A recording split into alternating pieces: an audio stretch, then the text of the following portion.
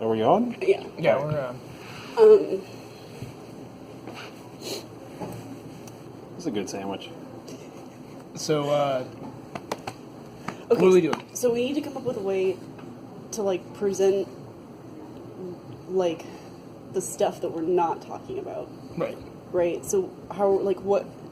Well, So I like the idea about having a notebook and having the things that, like, maybe a little small summary and talk about all the characters and then flip the page over and show what was actually real in that thing. And I think that could be a cool way to show that. I think that's really good, yeah. Yeah, and then we have something like a recording to show what we're talking about. Like we're doing right now. Whoa. Oh, Metafiction. Hey, me in the future. Okay, so... See, I guess next thing's next. We got to talk about what we want to include in this. Okay. Yeah. So is there anything you guys feel super strongly about putting in this? I think that speaking of courage brings up a big thing with Norman Boker. So essentially, he's this guy, and he wants to explain how his experiences with courage have kind of ruined him, and how he doesn't feel like he can talk about it. How he feels like he was more courageous than he thought that he ever could be, but he never was courageous enough. And this whole story is about, like, how he couldn't tell anybody about it, but the whole story's made up. But the story is made up for a purpose of telling why he couldn't talk about it. So it is technically real to him.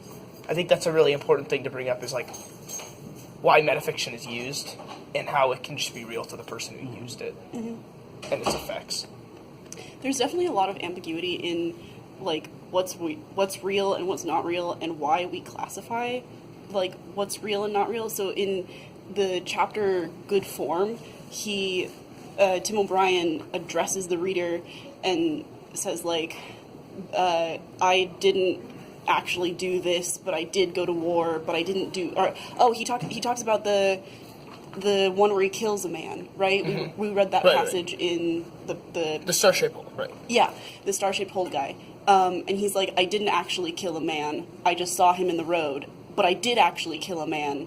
And then, but, like, and both are true, you know? And there's a lot of ambiguity there, because he says, like, it's true that I think the last line is, like, if someone asked me if I killed a man, I would say, no, I didn't, and that would be true. But I could also just as easily say yes and be just as honest. And, like, I don't know, I think that's just really cool that, like, it shows that there are so many different ways to approach truth. Yeah, I think it's, like, as a whole from the book, I thought it was incredibly interesting how he blurs the line between emotional realism and then, like, physical realism, like, exactly like what you were talking about. But something that I don't necessarily think that we need to include is, like, the whole intro to the book with the chapter Love and then the things they carried, the, like, titular chapter.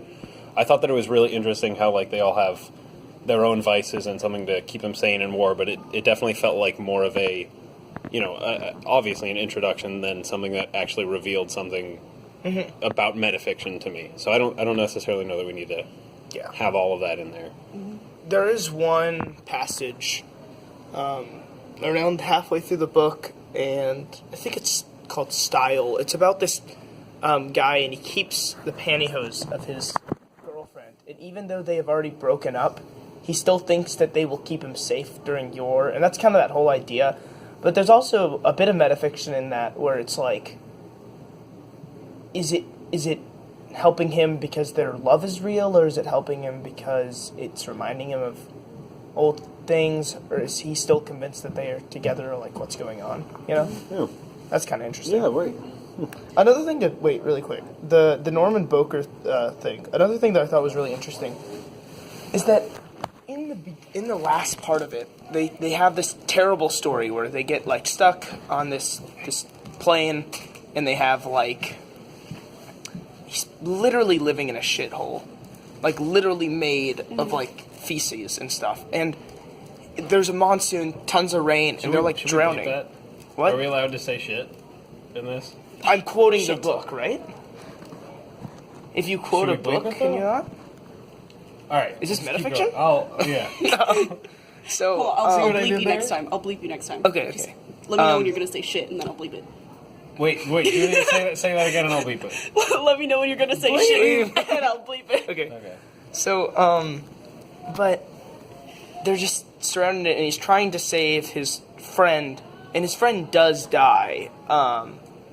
But he wasn't the one who killed his friend, but they stage it to be like that, to show that he has more guilt of not being courageous, just to show things that can't be shown, like wishes that people had. It's kind of like that whole idea that you talked about with the star-shaped hole. Like, he didn't really kill anybody, but if he did, that's how he would feel about it. And even though he shouldn't really feel that he wasn't that courageous, because he didn't really do anything that wasn't courageous, he still feels like he needs that. And so that kind of shows it in that way. Yeah. Even though it might be a bit exaggerating the truth.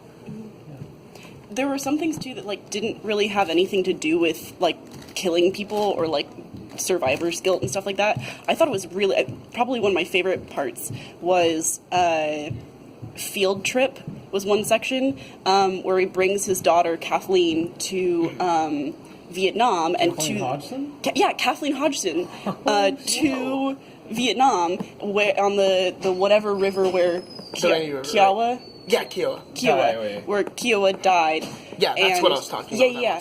Right.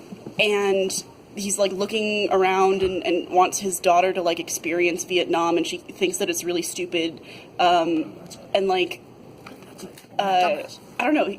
It's a really cool passage because he obviously has such a strong tie to Vietnam, and she really just does not give two shits about it. But if you look up Tim O'Brien, he doesn't actually have a daughter. He has two sons, neither of whom are named Kathleen.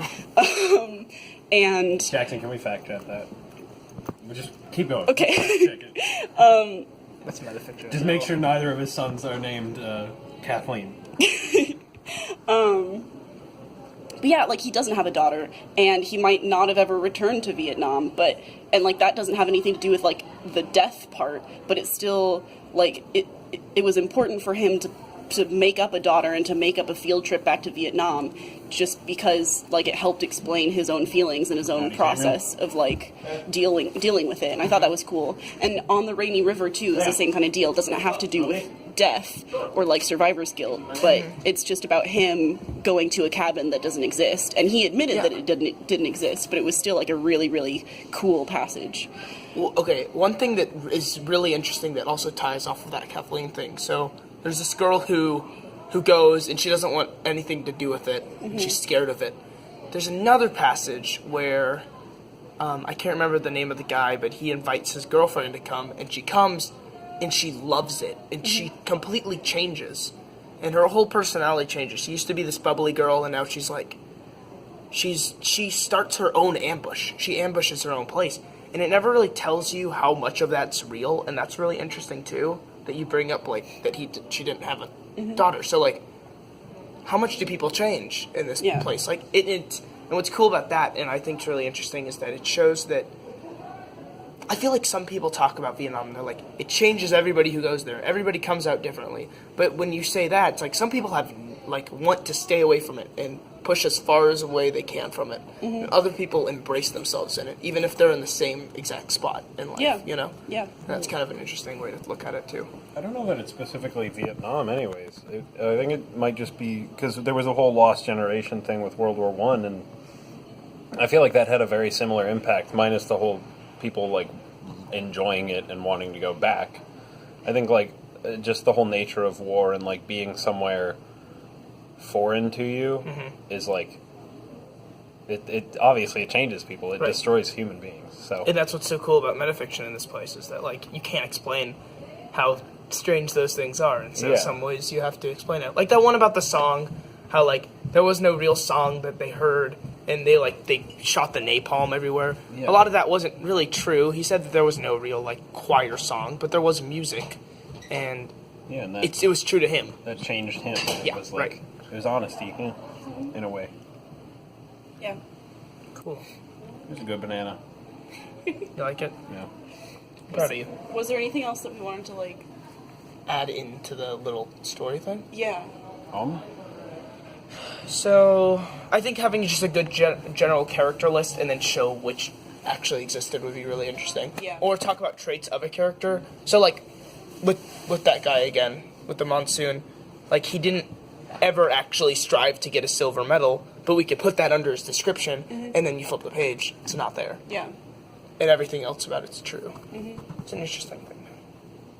So do you guys think we should just have, like, a page for each character and then maybe a page for each, like, or for some of the big chapters?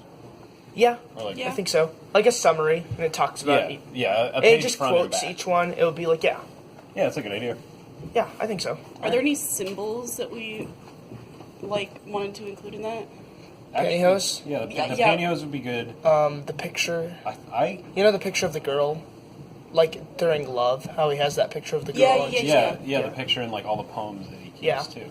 Poems that he keeps. Actually, the picture ties into something else. So in the field, after Kiowa dies, they go out searching for him in the God damn it, Sam. they go out searching for his body in the mud shit field, and Hey, wait, say it again. in the Bleed. field. And one of the soldiers, he's nameless throughout the whole chapter, but he is really like adamantly searching for the body and for the backpack that Kiowa was carrying, because he had a picture of the unnamed soldier's girlfriend in his bag, and like he cared more about getting the picture back than about discovering the body, and like I don't know. So that kind of ties into the picture Right. that was being carried around. That'd be cool. Yeah. There's also the idea of the silver medal. That's a kind of a big one. Fun fact about Tim O'Brien: he got the Purple Heart. Yeah, this guy got the Purple Heart too. One thing that I thought was also really cool about it, and I already talked about a lot of the reasons they use metafiction, but I just like how they worded it in a lot of cases, because he would be like, I couldn't talk to them, but if I were to talk to him, he would say this, and I would say this, and I just think that's really cool how they like start it like that. Yeah. It's like metafiction in the writing. And then you have like a whole conversation, then you kind of forget, you're like, oh, this isn't actually happening. It's cool. Yeah. Yeah, I think that'd be good. Want to add anything? Listen, boss. How's it going? Doing good, you? Good. I think we're done. Okay. Okay, 12 minutes is enough. on 3. 1, 2, 3, break.